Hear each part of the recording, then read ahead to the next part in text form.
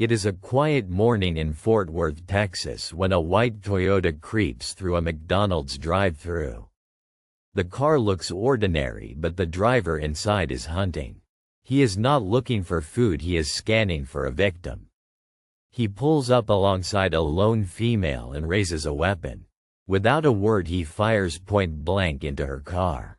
This is not a robbery gone wrong, it is a calculated execution. But this was not his first attack of the day. Just hours earlier another woman felt a sharp sting in her head and realized with horror that she had been shot.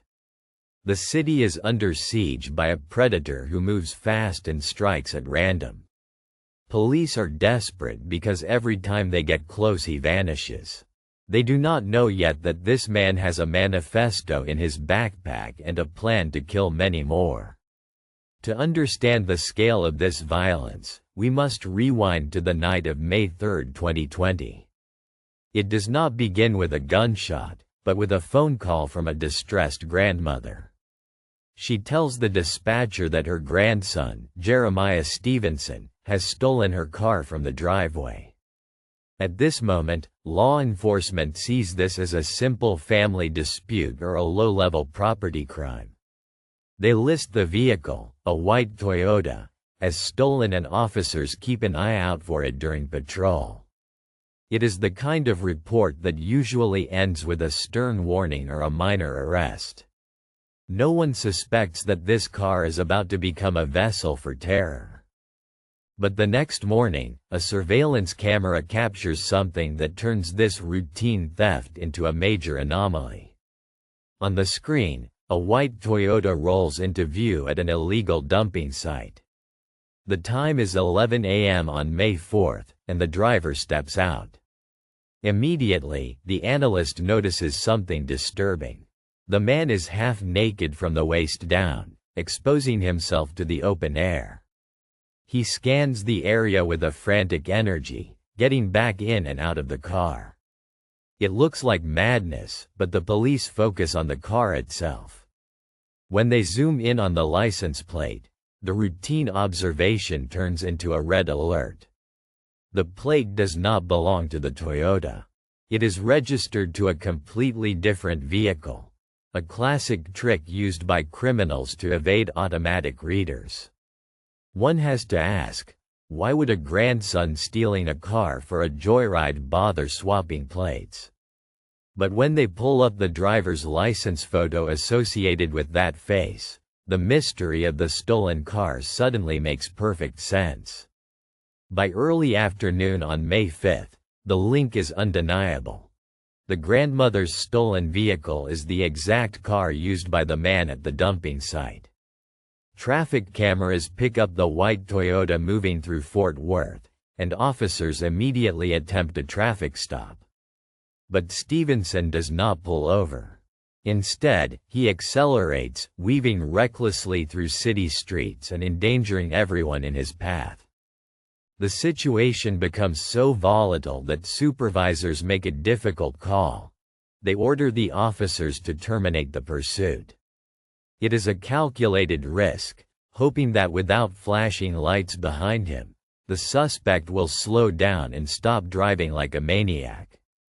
But as the patrol cars pull back, a voice crackles over the radio with new information that shatters that hope instantly. The radio chatter confirms their worst fears. The white Toyota was just seen leaving the scene of an aggravated robbery at a Valero gas station. This creates a terrifying realization for the officers who just terminated the pursuit. They had a violent felon within their grasp and let him go to save the public from a crash. Now, that same public is exposed to a man who is clearly escalating his crimes. One has to wonder what Stevenson's endgame is here. He is burning bridges with his family and attacking strangers in broad daylight, implying he has no intention of going back to normal life. As units scramble to reacquire the vehicle, the radio crackles again. This time, it is not a robbery report. It is a scream for help from a woman who is bleeding on the side of the road. It is 10:45 p.m. when officers rush to the McDonald's on East Berry Street. Inside her vehicle, they find Donna bleeding heavily from a gunshot wound to the head. Miraculously, she is conscious and able to speak. She tells them a man walked up to her window and demanded her car. Before she could even process the threat, he pulled the trigger. The bullet grazed her skull, a fraction of an inch from being fatal. One has to look at the timeline here. He robbed a gas station, then drove straight to a drive-thru to kill. He is not looking for money or vehicles, he is hunting for sport. The white Toyota is spotted on CCTV leaving the scene, calm and steady. But as medics rush Donna to the hospital, the radio erupts again with a report that changes the entire scope of the manhunt. The radio dispatch reveals a terrifying timeline. Donna was not the first target of the day. Investigators realize that roughly 5 hours before pulling the trigger at McDonald's, Stevenson had already struck. The earlier incident, though less deadly, confirms a pattern of escalation that is rapidly spiraling out of control. He is not just robbing, he is hunting, moving from one location to the next with increasing aggression. The police know that a predator in this state does not stop on his own. He continues until he is caught or killed. The entire force is now sweeping the grid, desperate for a visual. Finally, the break comes. Units track the suspect's movements to a commercial trucking yard just south of the crime scene. But when they surround the perimeter, they realize the white Toyota is there, but the driver is already making his next move. The white Toyota sits abandoned in the trucking yard, engine still ticking from the heat of the drive. Stevenson is already on the move, sprinting toward the nearby railroad tracks. He chooses a path of gravel and steel, likely hoping the uneven terrain will stop the patrol cars from following. It is a desperate calculation, trading speed for accessibility. But the perimeter is already sealed. Officers swarm the tracks from multiple angles, weapons drawn and commands barking through the air. Stevenson realizes he is boxed in and finally drops to his knees. The chaotic energy that fueled his spree suddenly vanishes as he surrenders. As they slap the cuffs on him, officers secure a backpack he was carrying. One has to wonder why he clung to it while running for his life. When they look inside, they find a Lorson 380 pistol that holds the key to everything. The Lorson pistol is rushed to the lab for immediate analysis. While Stevenson sits in a holding cell, silent and staring, ballistics experts fire test rounds into a water tank. They compare the unique grooves and scratches on the bullet to the fragments pulled from Donna's car. The results are a perfect match. But the lab doesn't stop there.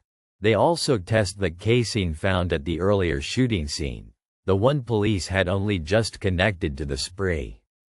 The microscope reveals the undeniable truth. The same gun fired both shots. This confirms Stevenson is not just a car thief or a robber. He is a serial shooter who is actively hunting. Armed with this forensic certainty, detectives prepare to enter the interrogation room. But before they can even ask a question, Stevenson makes a bizarre statement that stops them cold. Stevenson sits in the interrogation chair, but his mind is clearly not on the gravity of his situation.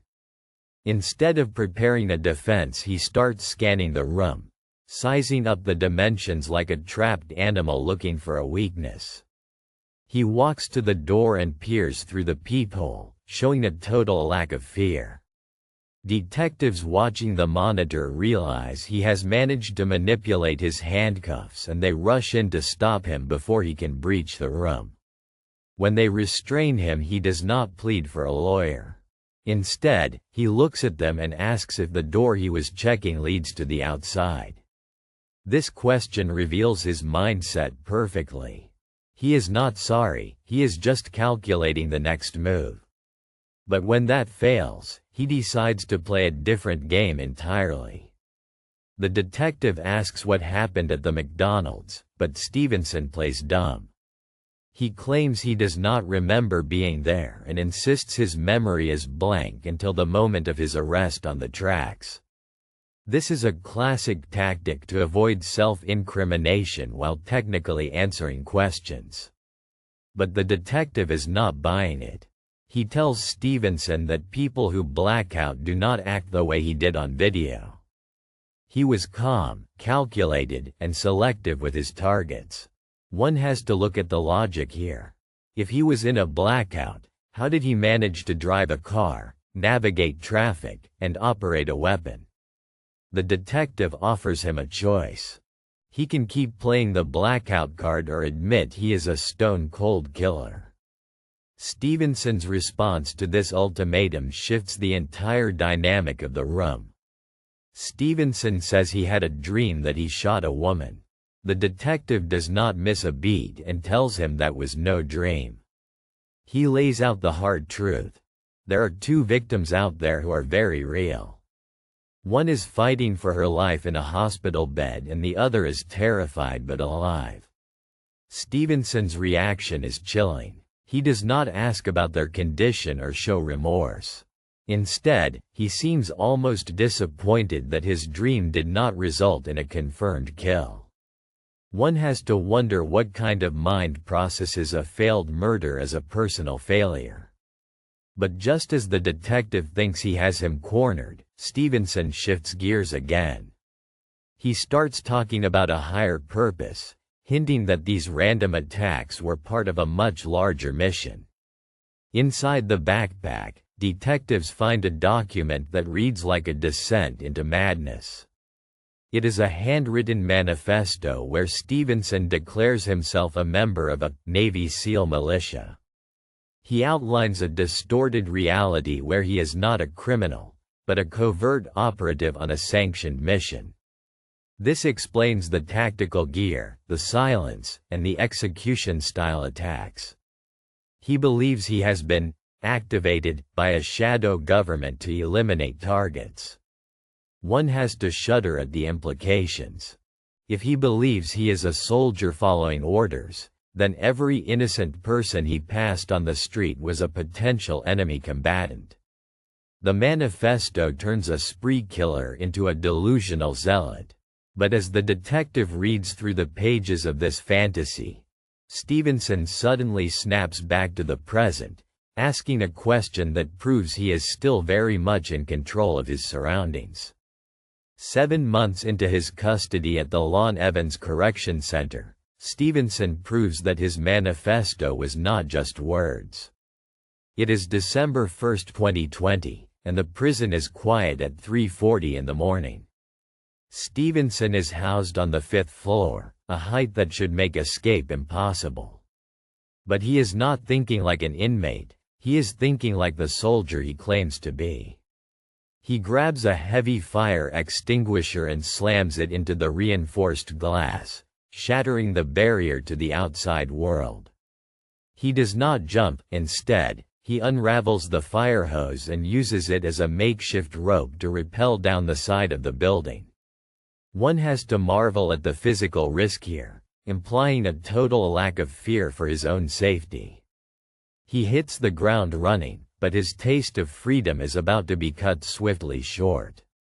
Stevenson hits the concrete and sprints, but his freedom is measured in seconds.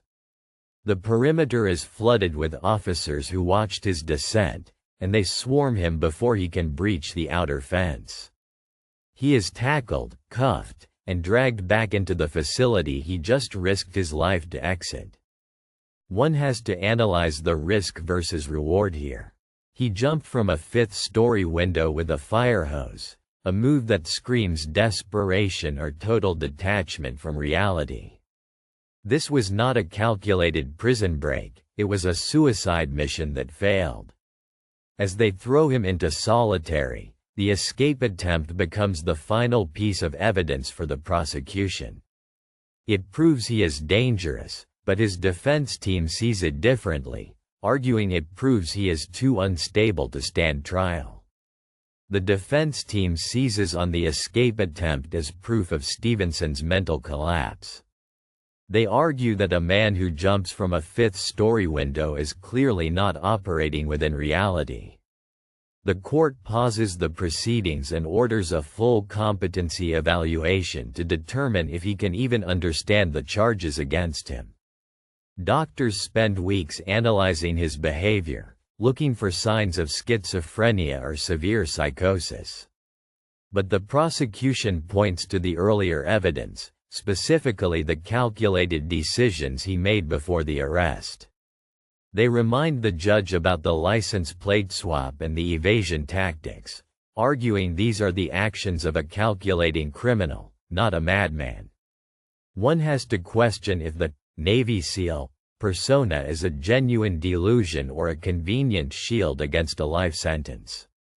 Finally, the doctor returns with a diagnosis that shocks everyone in the courtroom.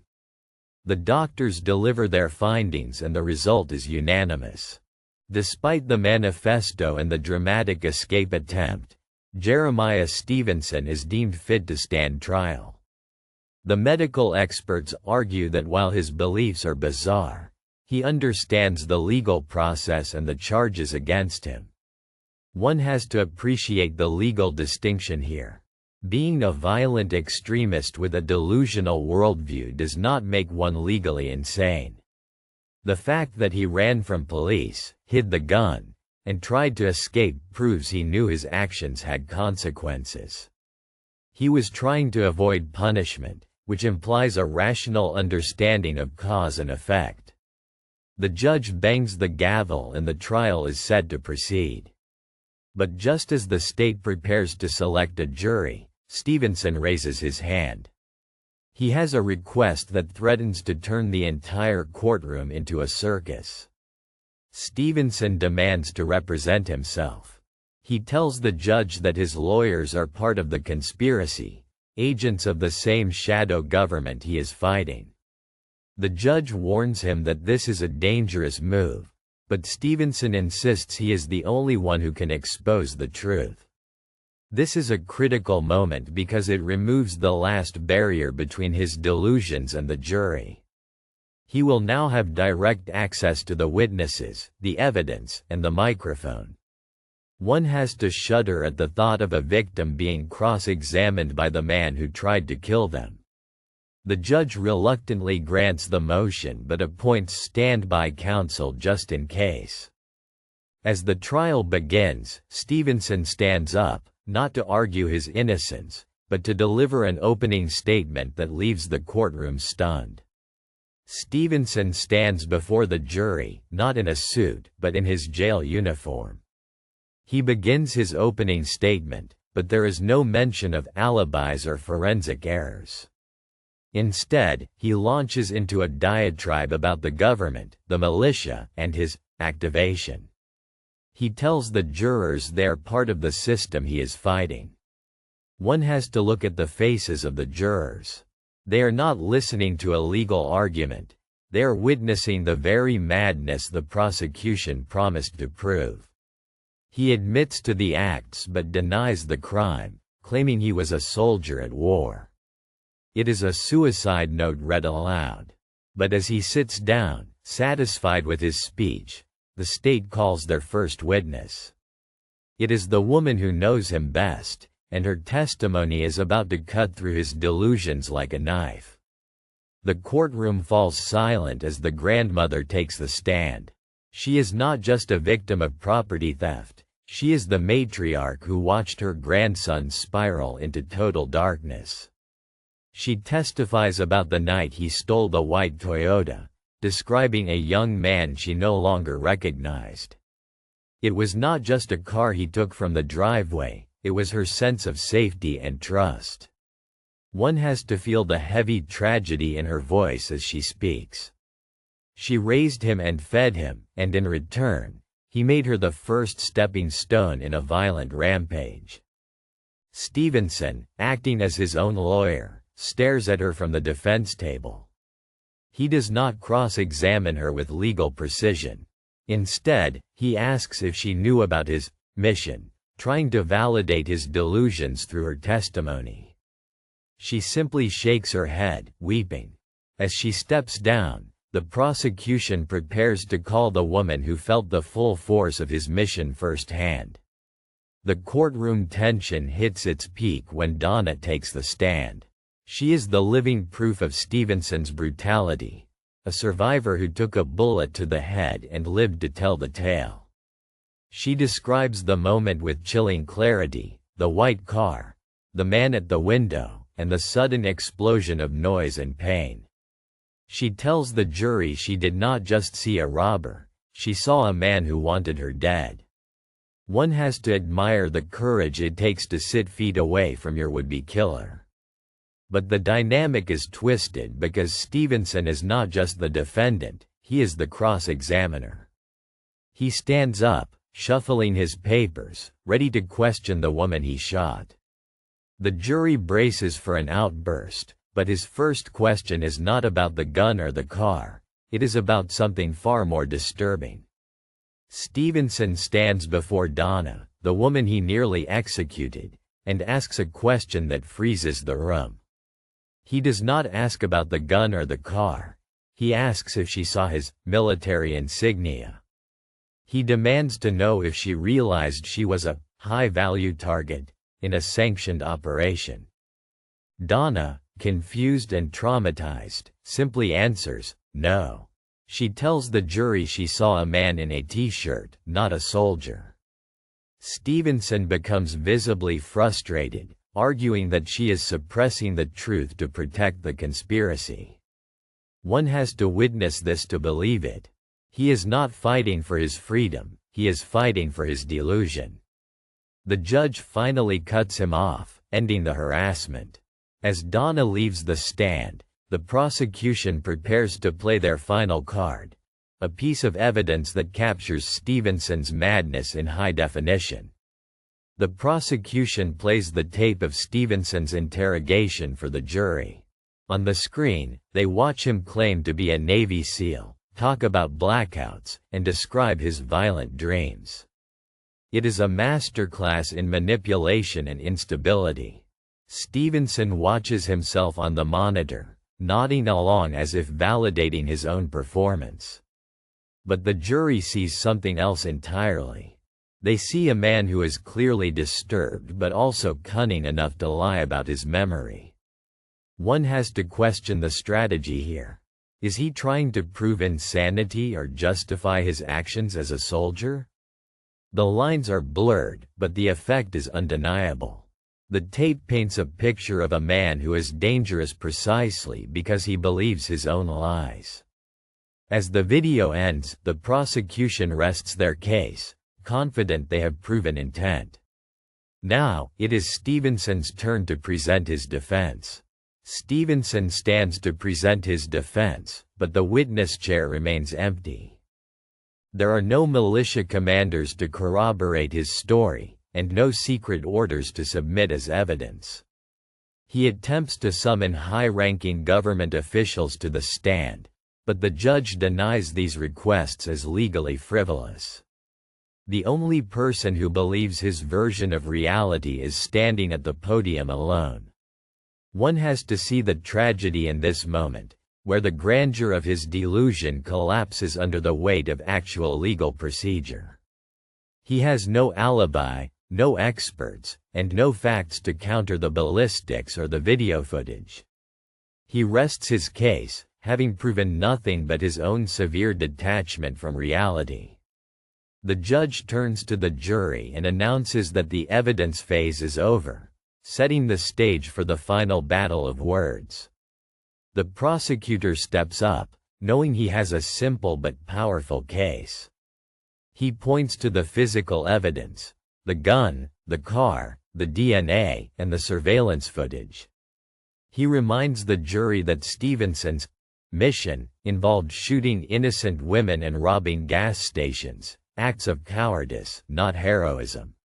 He argues that the defendant's escape attempt and courtroom antics are not signs of insanity, but calculated attempts to evade responsibility. One has to agree with the logic. Stevenson knew enough to switch license plates and hide the gun, proving he understood the wrongfulness of his actions. The prosecutor asks the jury to look past the theatrics and see the cold-blooded predator sitting before them. He demands a verdict that ensures Stevenson never walks free again. As he sits down, the courtroom turns to Stevenson for his final words.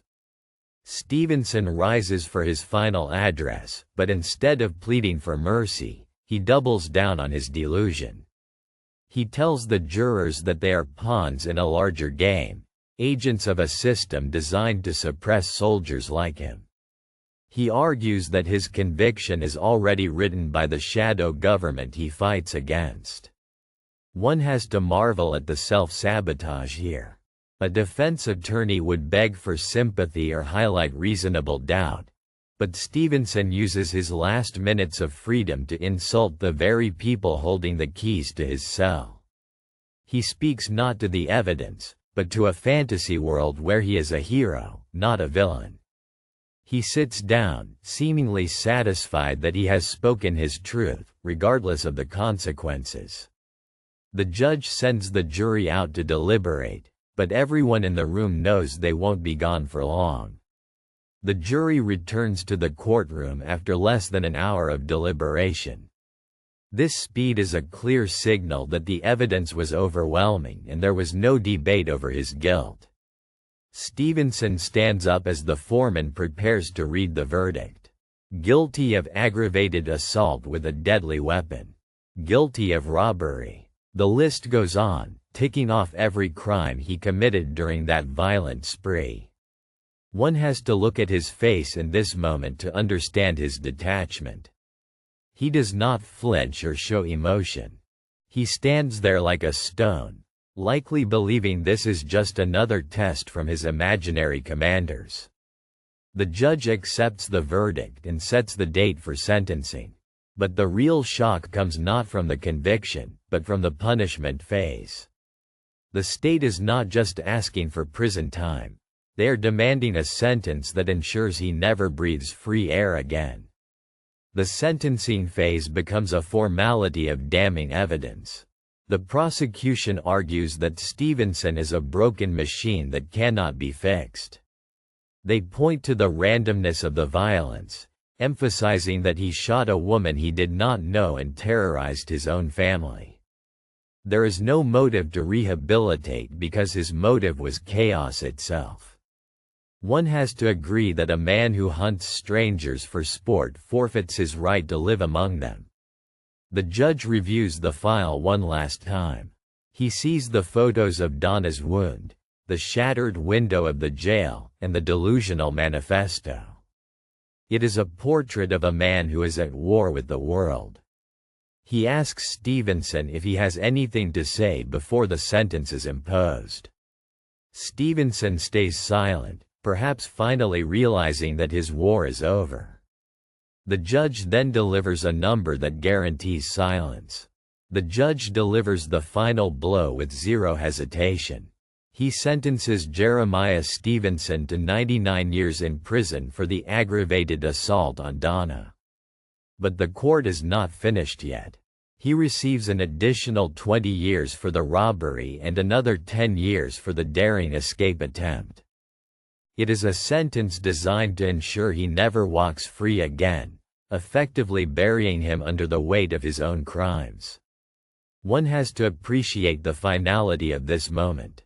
Stevenson listens to the numbers without flinching, his expression remaining as cold and blank as it was during the attacks. He is led away in chains, his mission ending in total defeat. The courtroom breathes a collective sigh of relief, knowing the predator is finally caged. But for the woman he shot in the head, this legal victory is just the beginning of a much harder battle. Donna's survival is nothing short of a medical miracle. The bullet that was meant to end her life became a permanent reminder of a Tuesday morning that went horribly wrong. She undergoes surgeries and intensive therapy, fighting to reclaim the sense of safety that Stevenson stole in a heartbeat. While he plays the soldier in his prison cell, she battles the real war of PTSD and physical recovery. One has to admire her resilience in the face of such senseless violence. She stood in court, faced the monster, and denied him the satisfaction of seeing her broken. But even with justice served, the community is left grappling with the terrifying randomness of it all. How does a grandmother's car theft escalate to an attempted execution in a drive-thru? As the dust settles, we must look at the man behind the trigger one last time to understand the true nature of his madness. Jeremiah Stevenson stands as a terrifying paradox of the criminal mind. On one side, he is a man lost in a labyrinth of delusions, believing he is a covert operative in a secret war. On the other, he is a calculated predator who swaps license plates, evades capture, and targets vulnerable women with chilling precision. This mixture of madness and methodology is what makes him so lethal. He did not kill for money or revenge. He killed because his internal script demanded a body count. One has to shudder at the realization that for Stevenson, the victims were just nameless targets in his twisted fantasy. The legal system declared him sane, but the psychological reality is far more complex. He is locked away, but the question remains: was he a soldier of his own making, or simply a monster looking for an excuse? The story of Jeremiah Stevenson ends behind the concrete walls of a maximum security prison, where his missions are now confined to the silence of his own mind. For the community of Fort Worth, the scars remain, but so does the resilience. Donna's survival and the grandmother's strength stand as a testament to the human spirit refusing to be broken by senseless violence. One has to look at this case and realize that while the legal system worked, it cannot undo the trauma inflicted in those few hours of chaos. Stevenson will likely spend the rest of his days believing he is a prisoner of war, while the rest of the world knows him simply as a dangerous criminal who was stopped. The nightmare is over, but the memory of that white Toyota and the gun at the window serves as a chilling reminder of how quickly ordinary life can turn into a battle for survival.